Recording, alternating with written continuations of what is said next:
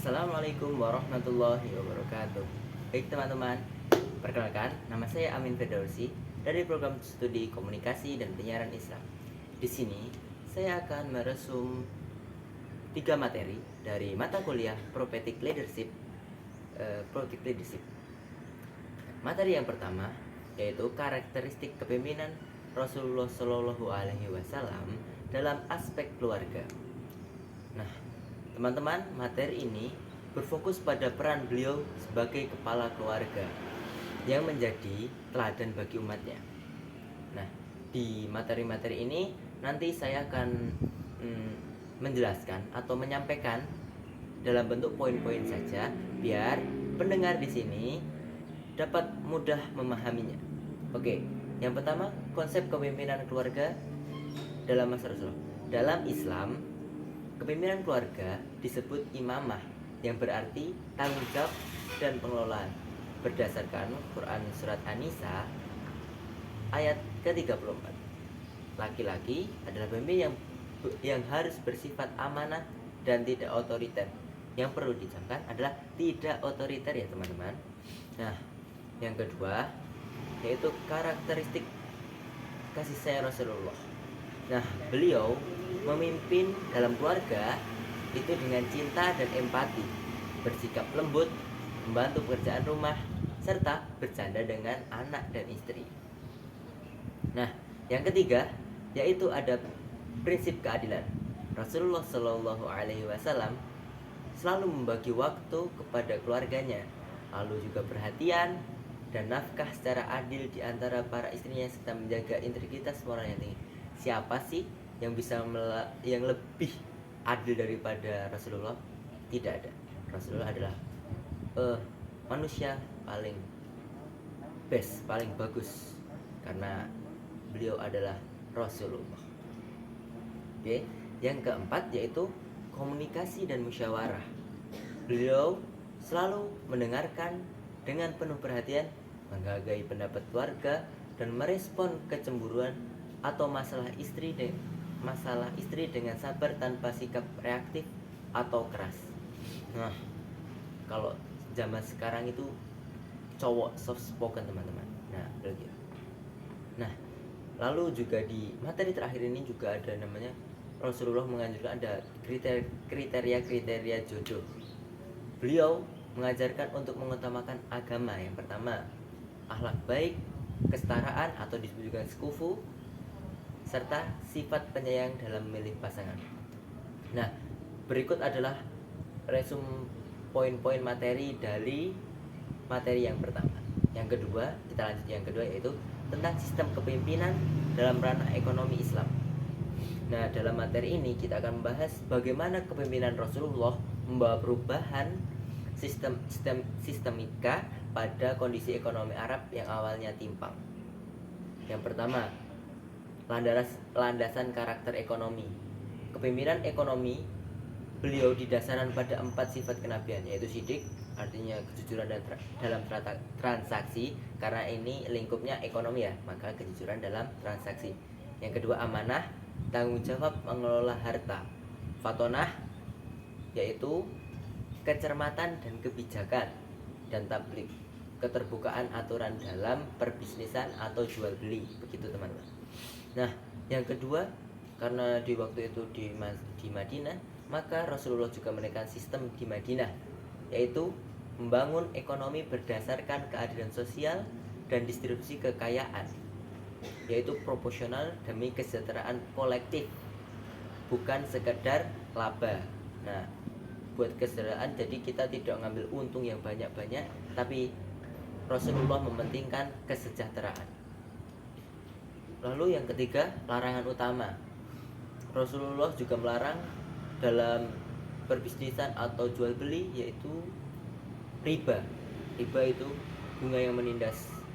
Lalu ada gharar, ketidakjelasan barang atau ketidakjelasan akad, juga itu akan mengaruhi tidak diperbolehkan dalam ekonomi Islam.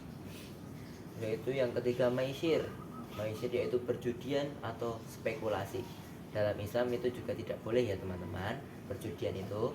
Jadi sekurang-kurangnya lah bermain judi bagi orang-orang yang berjudi. Oke, yang keempat apa ya? Ketiga, keempat ya teman-teman, instrumen pemerataan, mengoptimalkan zakat, infak, sedekah, wakaf sebagai mekanisme perlindungan sosial dan investasi sosial jangka panjang. Nah, dengan adanya zakat, infak, sedekah itu membuat masyarakat di Madinah itu menjadi sejahtera teman-teman. Nggak ada ketimpangan. Intinya pada masa itu benar-benar jaya. Nah, yang kelima atau yang terakhir, kriteria investasi. Investasi yang dibenarkan dalam Rasulullah SAW yaitu harus halal. Yang pertama, produktif dalam sektor real, transparan, dan memiliki tata kelola yang baik. Kalau sekarang teman-teman kalau pengen investasi emas itu kan barangnya jelas. Lalu semakin lama emas kita simpan, itu insya Allah kedepannya emas itu akan harganya semakin naik. Semoga begitu kan. Nah, itu materi terakhir dari materi kedua. Poin terakhir dari materi kedua. Nah, yang ketiga yaitu sistem kepemimpinan dalam ranah politik Islam. Dalam materi ini, Rasulullah mengkaji posisi Rasulullah sebagai nabi sekaligus kepala negara yang membangun tatanan politik terorganisir. Nah, yang pertama, definisi politik itu apa sih? Secara etimologis berarti mengatur, mengendalikan, atau mengurus urusan masyarakat dalam perspektif hubungan agama dan kekuasaan, ad-din wa daulah kalau dalam Islam. Nah, prinsip politik di masa Rasulullah tentunya tidak jauh-jauh dengan politik Islam, yaitu yang pertama tauhid, mengedepankan tauhid, lalu sebagai sumber otoritas, lalu ada keadilan, musyawarah dalam pengambilan keputusan, serta terus yang terakhir yaitu adalah amanah dan akuntabilitas.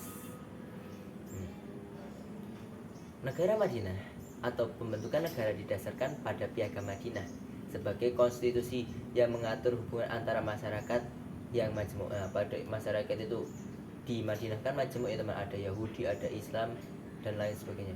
Lalu Rasulullah membuat Piagam Madinah itu agar masyarakat itu tidak saling nggak ada ketimpangan lagi, nggak ada hal-hal yang tidak diinginkan seperti itu.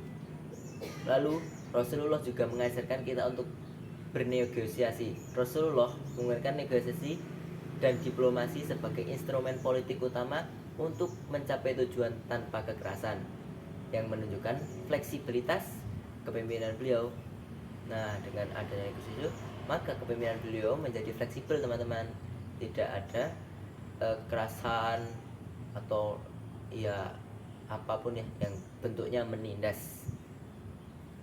Yang terakhir, prinsip pemerintahan di masa beliau yaitu menekankan keadilan hukum tanpa diskriminasi, pencegahan penyalahgunaan kekuasaan, dan kepemimpinan berbasis akhlak.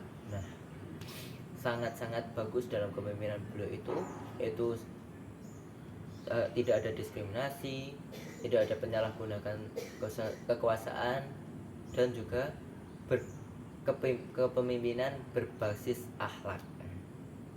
Nah, berikut adalah 3 materi dari mata kuliah Prophetic Leadership.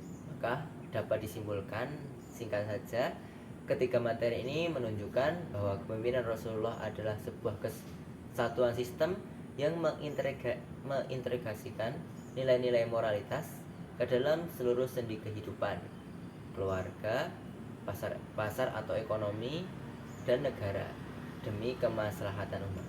Nah, berikut adalah resume materi dari mata kuliah Prophetic Leadership. Kurang lebihnya saya mohon maaf. See you.